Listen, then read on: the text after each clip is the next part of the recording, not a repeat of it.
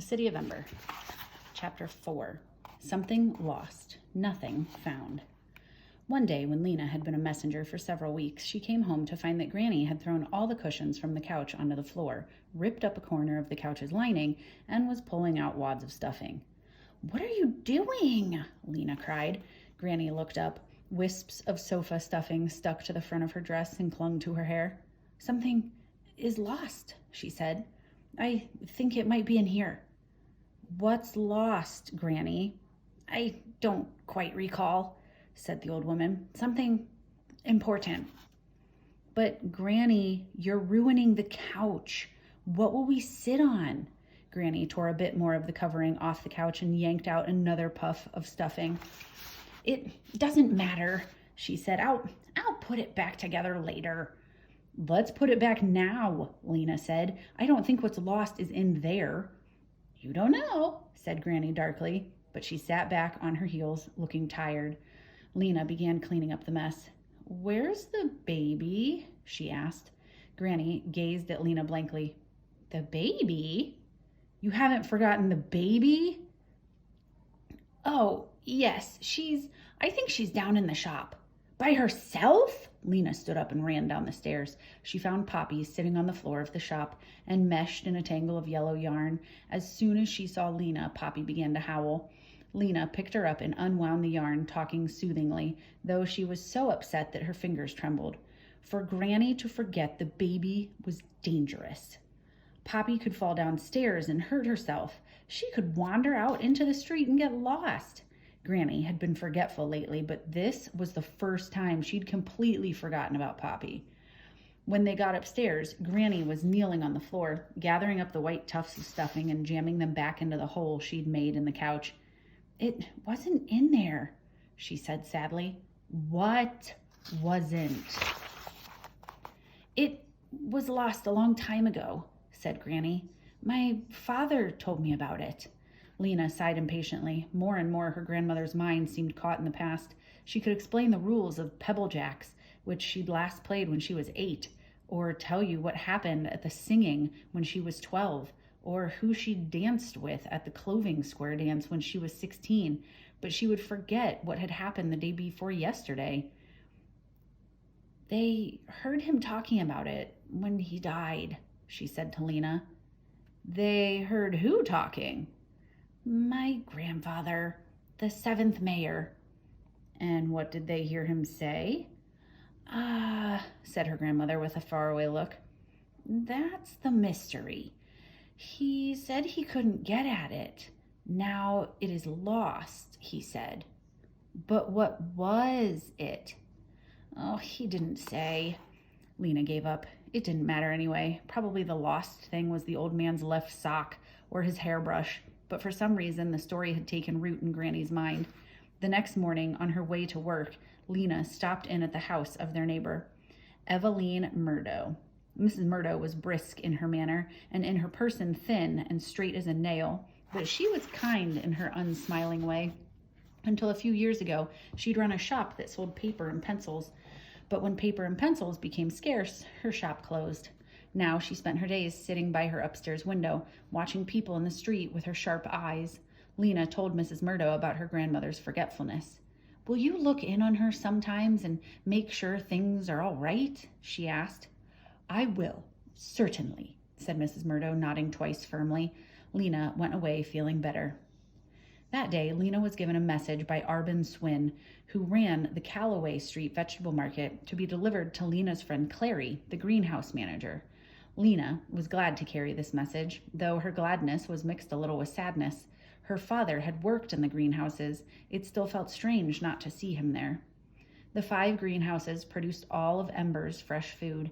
They were out past Greengate Square at the farthest edge of the city. Nothing else was out there but the trash heaps, great moldering, stinking hills that stood on rocky ground and were lit by a few floodlights high up on poles.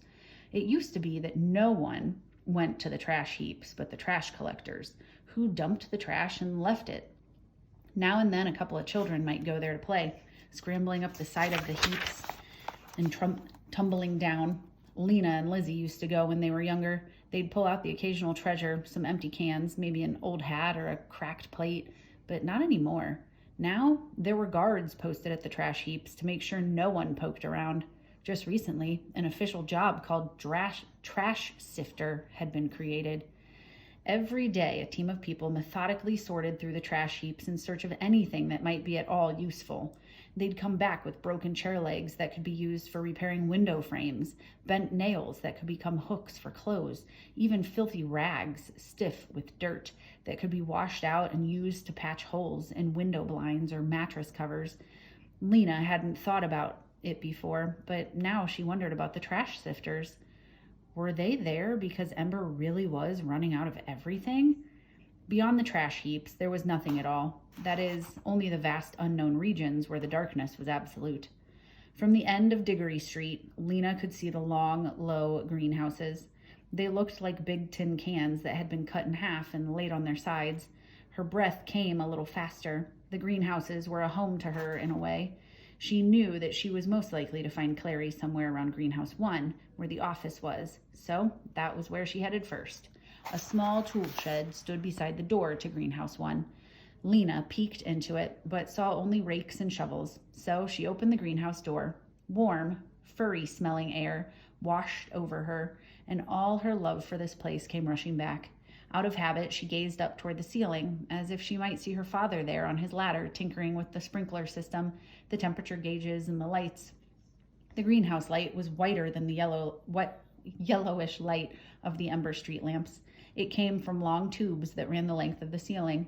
In this light, the leaves of the plant shone so green they almost hurt Lena's eyes. On the days when she'd come here with her father, Lena had spent hours wandering along the gravel paths that ran between the vegetable beds, sniffing the leaves, poking her fingers into the dirt, and learning to tell the plants apart by their look and smell. There were the beans and peas with their curly tendrils, the dark green spinach, the ruffled lettuce, and the hard, pale green cabbages, some of them as big as a newborn baby's head. What she loved best was to rub the leaves of the tomato plant between her fingers and breathe in their pungent, powdery smell. A long, straight path led from one end of the building to the other. About halfway down the path, Clary was crouching by a bed of carrots. Lena ran toward her, and Clary smiled, brushed the dirt from her hands, and stood up. Clary was tall and solid, with big hands and knobby knuckles. She had a square jaw and square shoulders and brown hair cut in a short, squarish way. You might have thought from looking at her that she was a gruff, unfriendly person, but her nature was just the opposite. She was more comfortable with plants than with people, Lena's father has always said. She was strong but shy, a person of much knowledge but few words. Lena had always liked her. Even when she was little, Clary did not treat her like a baby, but gave her jobs to do, pulling up carrots, picking bugs off cabbages. Since her parents had died, Lena had come many times to talk to Clary, or just to work silently beside her.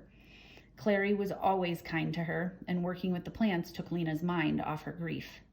"Well," said Clary. She smiled at Lena, wiped her hands on her already grimy pants, and smiled some more. "Finally," she said. "You're a messenger." "Yes," said Lena, "and I have a message for you. It's from Arbin Swin. Please add 4 extra crates to my order, 2 of potatoes and 2 of cabbages." Clary frowned. "I can't do that," she said. "At least, I can send him the cabbages, but only 1 small crate of potatoes." "Why?" asked Lena. "Well, we have a sort of problem with the potatoes." "What is it?" asked Lena. Clary had a habit of answering questions in the briefest possible way. You had to keep asking and asking before she would believe you really wanted to know and weren't just being polite. Then she would explain, and you could see how much she knew and how much she loved her work. "I'll show you," she said. She led the way to a bed where the green leaves were spotted with black. "A new disease. I haven't seen it before. When you dig up the potatoes, they're runny inside instead of hard, and they stink. I'm going to have to throw out all the ones in this bed. There are only a few beds left that aren't infected." Most people in Ember had potatoes at every meal, mashed, boiled, stewed, roasted. They'd had fried potatoes too in the days before the cooking oil ran out. "I'd hate it if we couldn't have potatoes anymore," Lena said. "I would too," said Clary. They sat on the edge of the potato bed and talked for a while about Lena's grandmother and the baby, about the trouble Clary was having with the beehives, and about the greenhouse sprinkler system. It hasn't worked right since... Clary hesitated and glanced sideways at Lena. For a long time, she said. She didn't want to say, since your father died. Lena understood that. She stood up. I should go, she said. I have to take Arbin Swin the answer to his message. I hope you'll come again, said Cleary. You can come whenever. You can come anytime. Lena said thank you and turned to go. But just outside the greenhouse door, she heard running footsteps and a strange, high, sobbing sound. Or rather, she heard sobs and then a wail. Sobs and then a shout, and then more sobs, getting louder. She looked back toward the rear of the greenhouses, toward the trash heaps. Clary, she called. There's something. Clary came out and listened, too. Do you hear it? Yes, said Clary. She frowned. I am afraid it's someone who... She peered toward the crying noise. Yes, here he comes. Her strong hand gripped Lena's shoulder for a moment.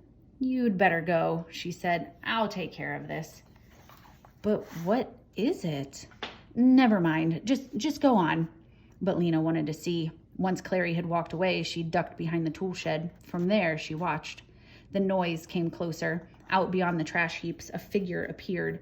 It was a man, running and stumbling, his arms flopping. He looked as if he was about to fall over, as if he could hardly pick up his feet. In fact, as he came closer, he did fall. He tripped over a hose and crumpled to the ground, as if his bones had dissolved. Clary stooped down and said something to him in a voice too low for Lena to hear. The man was panting. When he turned over and sat up, Lena saw that his face was scratched and his eyes wide open in fright. His sobs had turned into hiccups. She recognized him. It was Sag Merrill, one of the clerks in the supply depot. He was a quiet, long-faced man who always looked worried. Clary helped him to his feet. The two of them came slowly toward the greenhouse, and as they got closer, Lena could hear what the man was saying. He spoke very fast in a weak, trembly voice, hardly stopping for breath. Was sure I could do it. I said to myself, just one step after another. That's all. One step after another. I knew it would be dark. Who doesn't know that? But I thought, well, dark can't hurt you. I'll just keep going. I thought... He stumbled and sagged against Clary. Careful, Clary said. They reached the door of the greenhouse and Clary struggled to open it. Without thinking, Lena darted out from behind the tool shed and opened it for her. Clary shot her a quick frown but said nothing. Sage didn't stop talking.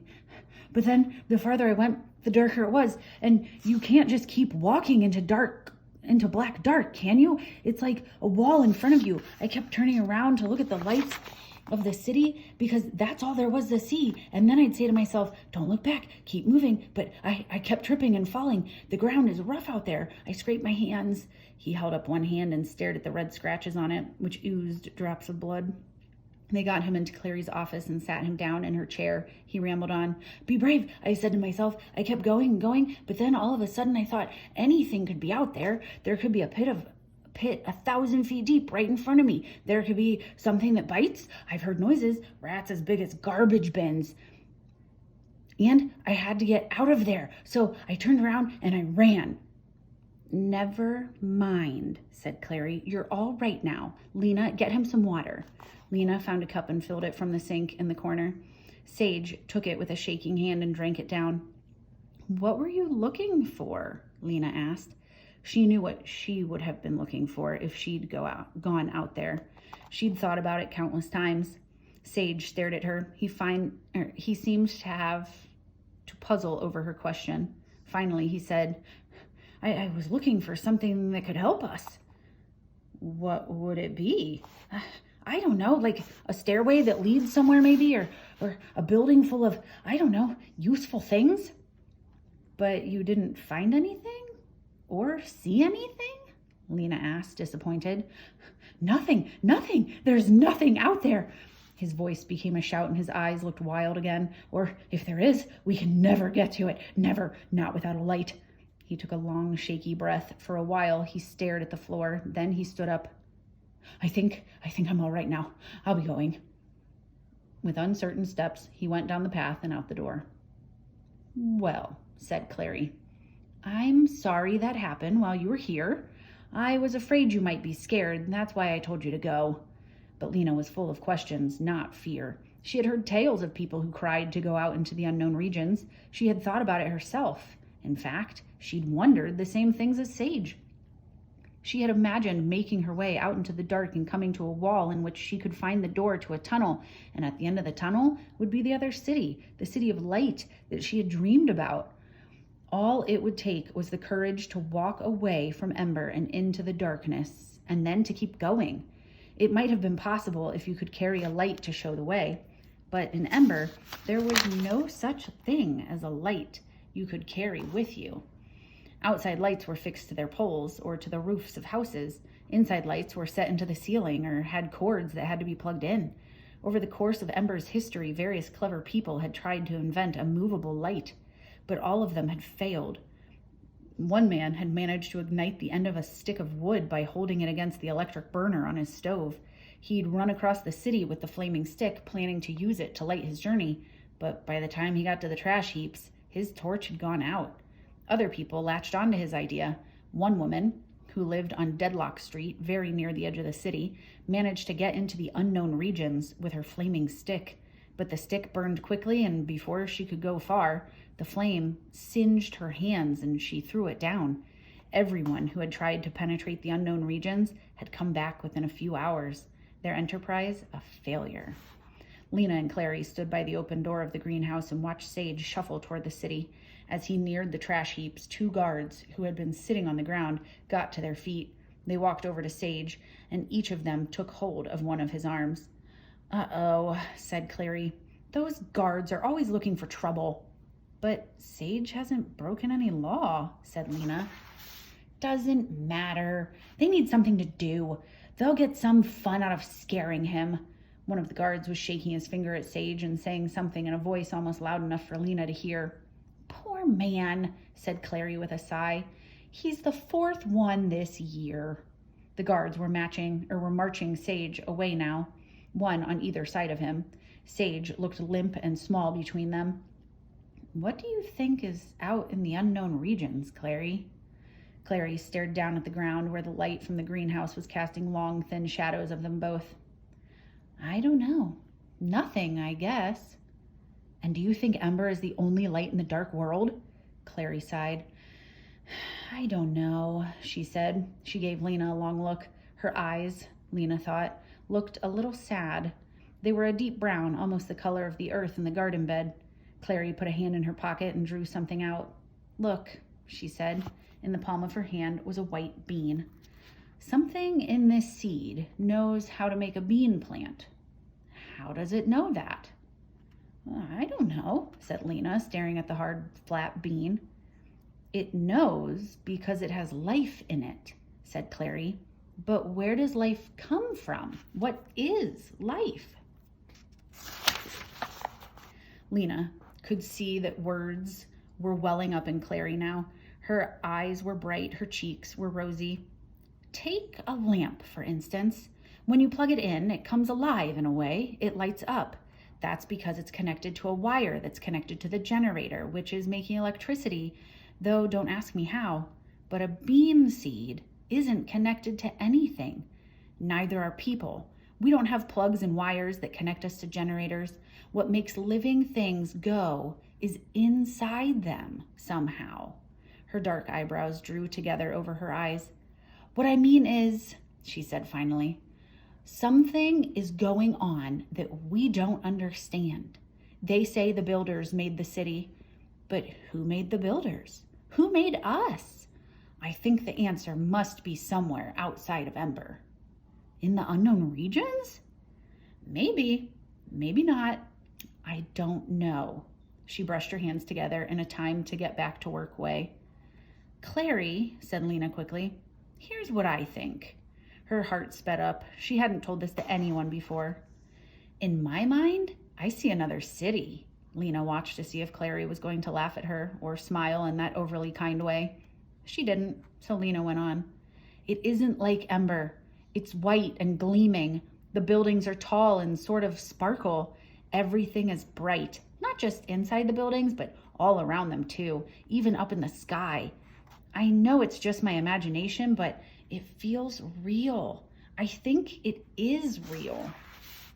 Clary said, And then she said, where would such a city be? That's what I don't know, or how to get to it. I keep thinking there's a door somewhere, maybe out in the unknown regions.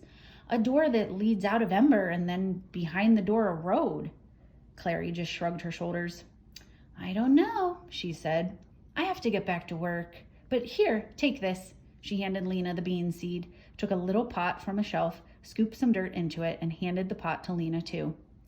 Stick the bean in here and water it every day, she said. It looks like nothing, like a little white stone, but inside it there's life. That must be a sort of clue, don't you think? If we could just figure it out. Lena took the seed and the pot. Thank you, she said. She wanted to give Clary a hug, but didn't, in case it would embarrass her. Instead, she just said goodbye and raced back toward the city.